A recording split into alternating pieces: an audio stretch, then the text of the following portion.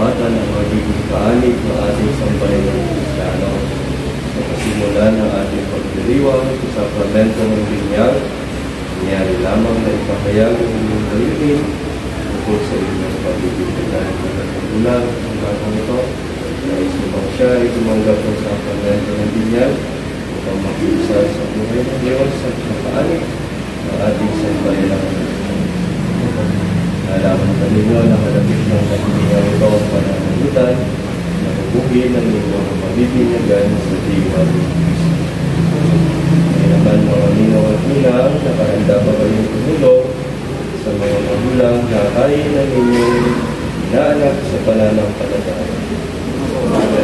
Bilang natawan ng sambayan ng Kristiyano ay ginagawa na kung tanggapin ang inyong anak sa pamamagitan ng pagbubuhos sa kanyang roho. Kaya inaanyayahan ko kayo, mga magulang, mga tinang, upang pusan sa noo ang inyong pagbibigayan.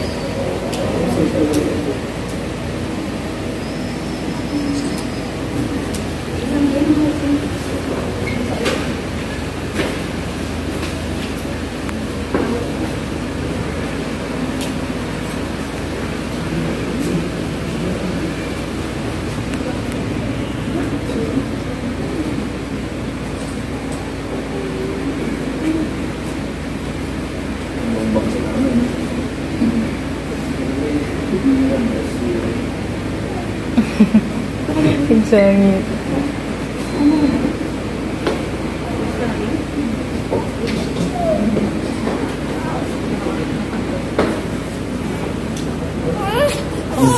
Sinugid din.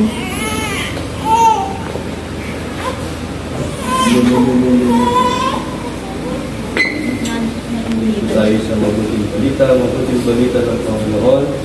Ayon kay St. Marcos, nalagdala ng mga bata kay Jesus upang hilingi pato niya sa mga ito ang kanyang kamay, ngunit pinagbigay sila ng mga alagad.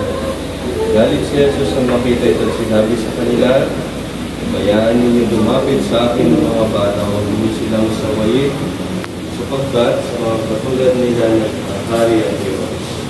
Ito ang tandaan ng mga sino mang hindi tumatanggap sa pagkakari ng Diyos tulad ng isang maliit na bata ang hindi makakabilang sa mga pinagkakarian niya. Pinalong ni Jesus sa mga bata, pinataw ang kanyang kamay sa kanila at pinagpala sila. Buting balita ng Panginoon. Puritan namin ang mga Kristo. Kaya, gayong ituan, matanggap natin na ito pang sakramento ng ating simbahan habang tayo ay lumalago sa pisikal na buhay natin bilang tao, ay unti-unti rin natin natatanggap yung ibang sakramento ng simbahan. Binyag ay pagiging kaanig natin sa sambayanan ng ligtas na ating Panginoong Kristo sa pamamagitan ng kanyang pagkakasakit, kamatayan at muling pagkabuhay. At ang bunga nito ay hindi lamang yung paglilinis sa kasalanang mana natin, hindi nagiging mga anak tayo ng Diyos, pinapagmana ng kaharian ng langit sa pamilya ng Kristo. Kaligtasan, sinulod nito sa atin. Pero hindi agad-agad, ano? Nasa pagsasabuhay ng pananampalataya na natanggap natin o magitan ng sakramento ng binyag. Tayo inaanyayahan na gumawa ng bagay ng mabuti at pahayag ng pagmamahal ng Diyos, ang kanyang mabuting balita sa pamamagitan ng ating pagsasabuhay ng ating pananampalataya. Yun yung tunay na nakaliligtas, yung paggawa ng bagay ng mabuti bilang pagpapatunay na tayo ay tagasunod ng ating Panginoon Jesucristo. Manalangin tayo. Ang naming makapangyarihan, kusang loob ka nagmahal sa amin, kaya sinugo mong iyong anak upang kaming nasadlak sa paniningil ng sana ay mabigyan ng daya. Sa ganda ng krus na banal, loobin mo na ang batang bibinyagan ay maging malaya sa pagkakaalipin na bunga ng pagsuway na nilikha mo ng tao. Kung banawa siya ng banal na Espiritu, kung siya'y mapuspos ang diwa ng muling pagkabuhay ng iyong anak. Hihiling namin ito sa pamamagitan ni Jesucristo, kasama ng Espiritu Santo, magpas sa walang hanggan.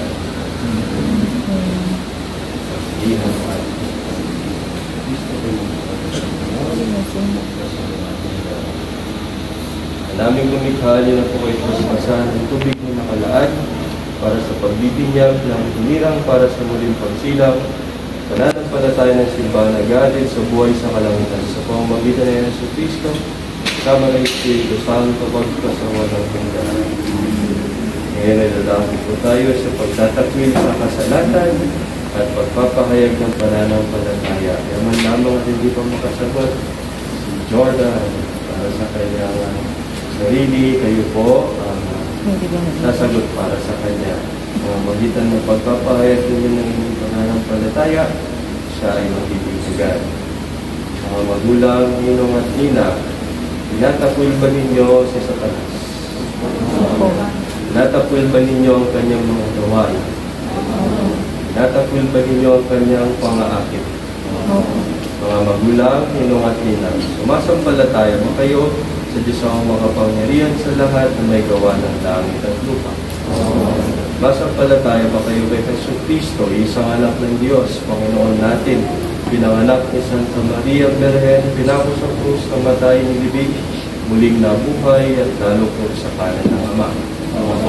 Masampalataya ba kayo sa Espiritu Santo, sa banal na simbahan Katolika, na samahan ng mga banal sa katawaran ng mga kasalanan, sa muling pagkabuhay ng mga namatay at sa buhay na walang hanggan?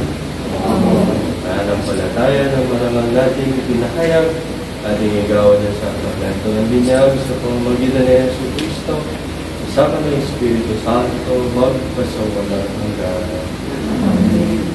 Talaga bang bukal sa inyong loob na si Jordan Sayon ay pabinyagan upang hubugin sa pinahayag nating pananampalataya?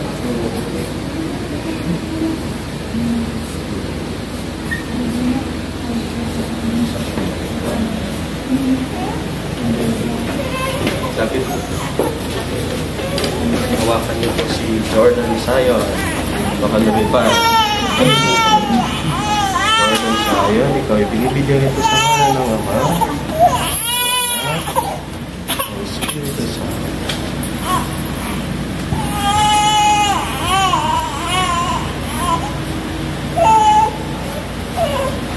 Naganap ng Diyos Ama ng Panginoong Jesucristo, muling pagsilang sa tubig Espiritu Santo, paggupay ng langis, papakilala sa paglukop ng Espiritu Santo sa muling isinilang sa Biblia.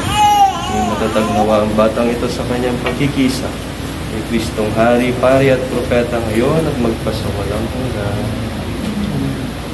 Tayo na magbigay dangal kay Jesus na ating ilaw sa diwa natin isipan.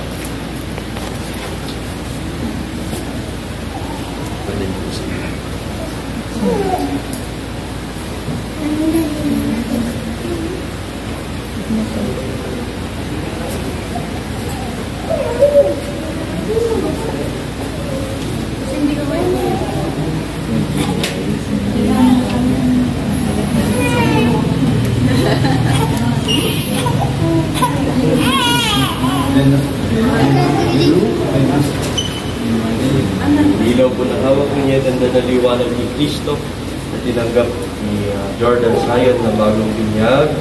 Natulungin niyo mga magulang, Panginoon at Ninang, na may mag-alap ito sa kanyang pusong diwa hanggang sa pagbabalik ni Kristo ang ating Panginoon.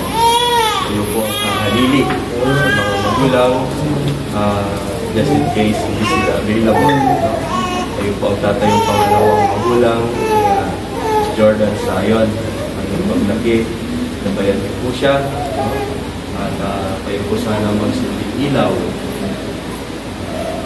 Habang siya lumalaki, tuto niyo sa kanya daan, tungo sa liwanag ng Diyos, po sa bisyo at kasama. Naiganap tayo ng kaliwanagan kay Kristo, tumulog tayo ngayon sa ating Ama na bukal ng kaliwanagan at buhay sa panalangin tinuro sa atin ng ating Panginoong Yesus Kristo. Nasalit natin ang Ama namin. Namin sumasalangit ka sa malinang ngalan mo, sa amin ang mahalian mo, sundin ang loob mo dito sa lupa para ng salamat. Bigyan mo kami ngayon ng aming kakain sa araw-araw. Tawarin mo kami sa aming mga sala para na pagpapatawad natin sa nagkasala sa amin. Huwag mo kami ipagpulo sa puso. Kaya siya mo mabalik sa lahat ng kasalanan. Nalangin sa akin. Manaming mapagmahal, amin na ipinagdiwang sa sakramento na nagbibigay ng iyong buhay at dangal. Habang panahon kaming lilingon sa iyo dahil sa lahat ng iyong awa at biyaya. Pagindapatin mo kami bilang mga magulang, ninong at ninaw ay manatiling matapat sa aming mga pinangako sa Biblia. Hinihiling namin ito sa pamamagitan ng Yesu Kristo, sama ng Espiritu Santo, magpas sa walang hanggan. Amen.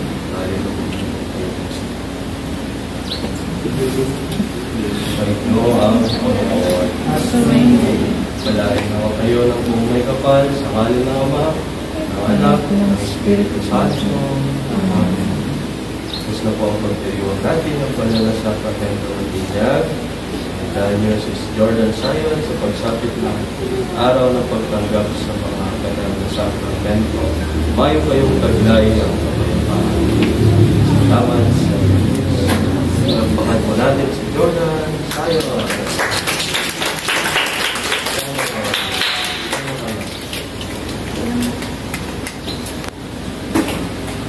Doon na tayo mag-picture. Oh. Doon na lang sa harap. Oo, sa harap.